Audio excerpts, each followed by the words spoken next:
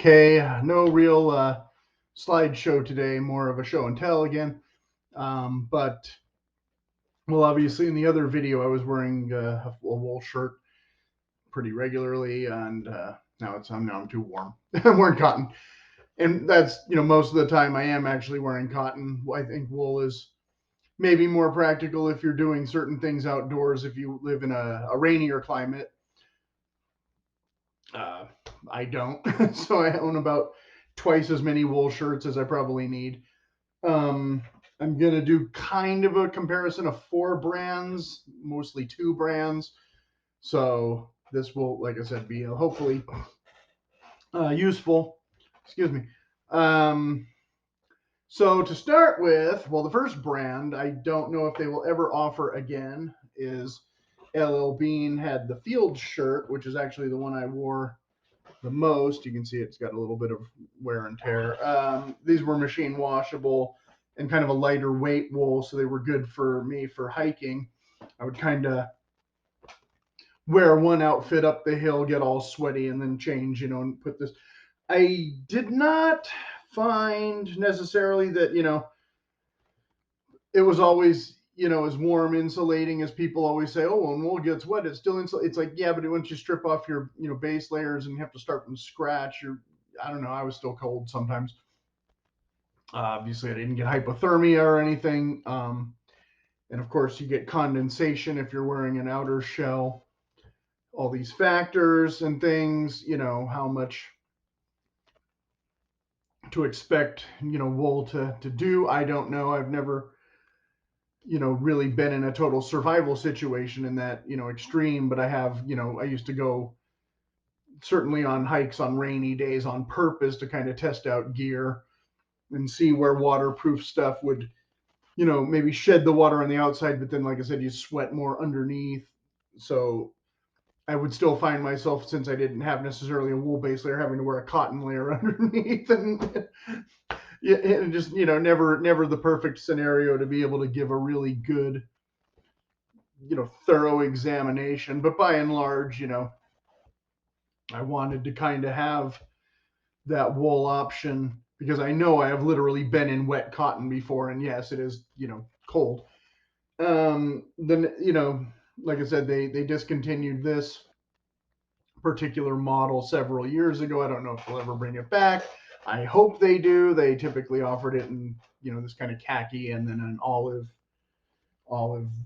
green, so that it wasn't a ton of style options. It was definitely a field shirt and forest ranger colors or whatever. And a lot of people used to actually stop me and ask me if I was the ranger because they'd see me in kind of a tan shirt and green pants or whatever, and I'd be like, nope, sorry, just out on my day.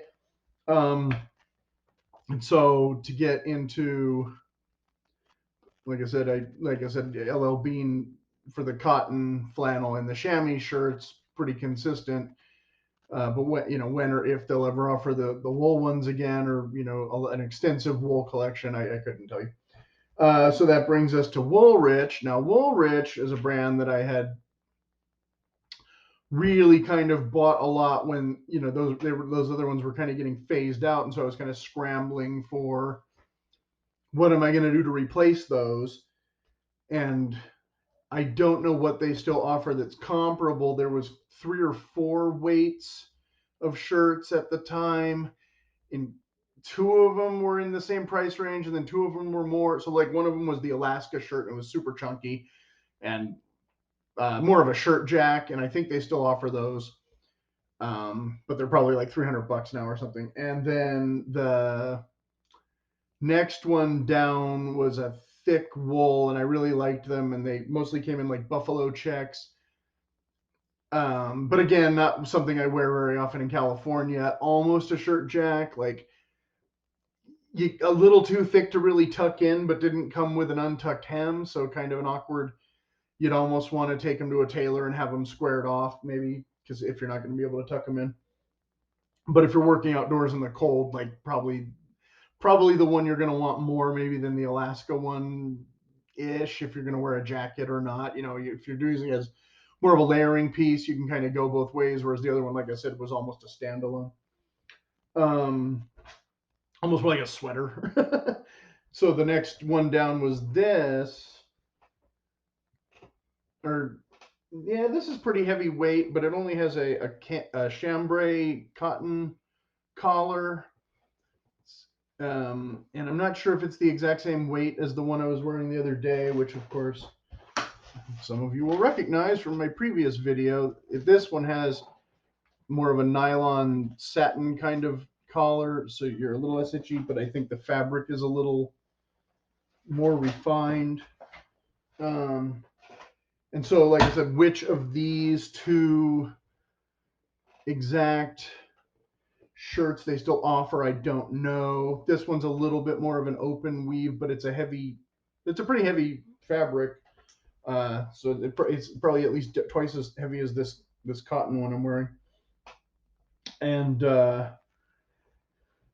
single pocket. And this one has the double flap button pockets, so there's a slight little more ruggedy outdoors kind of look. This one still rugged and outdoors, though nobody's going to confuse this for an office casual shirt. In a billion years, even if it does only have a patch pocket. No reinforced on the sleeves with either of these. If that's a thing you're looking for, they don't have that. And again, I probably bought these 8 or 10 years ago, though, so what they've changed, I don't want to say. This is the same, just in a slightly different color. Like I said, the slightly more drab version than the LL Bean Olive, but again with the chambray canvas, and here with the button down neck. Whereas, yeah, this one has no buttons on the neck, so again, meant to be a total outdoorsy shirt instead of trying to pretend it's a professor shirt or something. So that's a very, very, very limited example of what, like I said, I knew Woolrich offered. Now, I looked on their website yesterday, and they had shirts that they claim are made in USA. All of these are made in China. And so, like I said, several years ago. So when they started making them again in the USA, I don't know. Maybe they always made some in the USA. You could look that up. You could, follow up with them if you want to. I'm not gonna, like I said, I'm not gonna spend all my time doing extra research on details that may or may not matter. If you really want to get into company histories and things, and make your own decisions there, that's a whole other discussion. I'm more concerned with just the actual feel of the fabric, the quality of the fabric. And so, like I said, this is much heavier duty than this LL Bean one. So, like, again, I definitely got a lot more use out of this one than this one, even though I've worn both of them. And I know I've worn this one hiking, this brown one, at least once, but it survived. So moving on from there, obviously, not to throw them totally under the bus, even though that's a tangent I could go down. We want to keep this video within reason, so hopefully we're only about halfway through. For significantly less money, but a lot less fabric weight options, we come to Pendleton. Now, I didn't find the Pendleton one I was going to wear, but I've already worn, so it's probably just as well. When I go to make the video, I can't find the stupid shirt. But one of the things I liked about Pendleton a few years ago, I don't know if they still do this, is they had a gimmick where they were having like the matching hat that would go with the shirt. And I've worn the hat and haven't still worn the shirt, but it happens. I have other Pendleton shirts, that I've worn, and what I would mostly say is they offer like 4 or 5 different styles with different names, but basically they're all the same weight of fabric. So I think they're pretty comparable. I think this Woolrich one and this Pendleton one is about the same weight.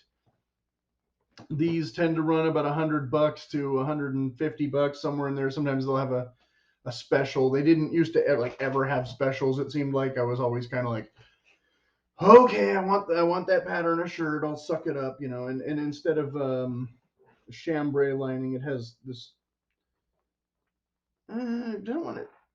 It's not nylon and it's not canvas exactly.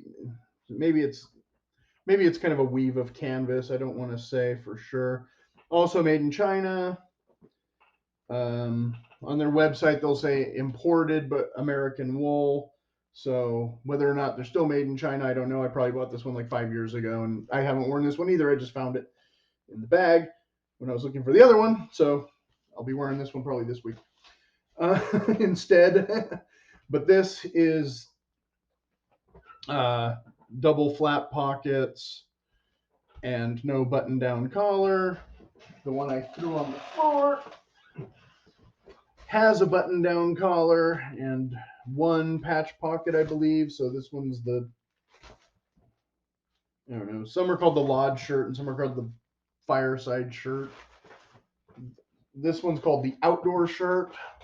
So you can see the tag maybe, if I can.